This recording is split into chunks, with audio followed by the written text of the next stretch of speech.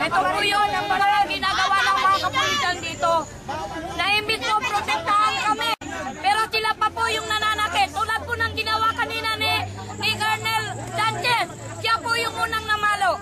Ngayon giniba niya yung barikada na may pag-uusap naman. Hindi po niya kami pinapakinggan. Pinapakita lang niya na manghuli. Paputukan kami ng barel. Ngayon anong laban namin? Wala kaming mga hawak na barel. Kaya gumanti ang mga kabataan. Pumutok ang ulo ng dalawang bata.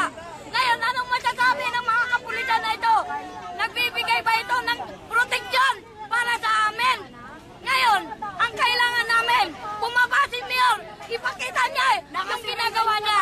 Sobrang-sobra na ito. Pagpapahirap, ginagawa sa amin itong mga naglilingkod bayan. Pillbox daw po. Pillbox daw po yung pumutok kanina.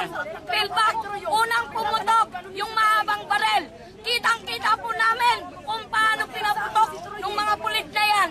Kaya hindi po kami papayag na hindi magkaroon ng hustisya ang nangyaring ito.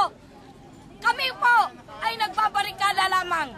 Ang hinihingi namin kay Mayor, itigil ang demolisyon sa buong Quezon City na wala naman siyang paglilipatan.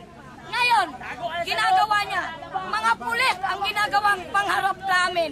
Kitang-kita nyo naman yan, mga ginoong media, kung anong ginawa sa amin.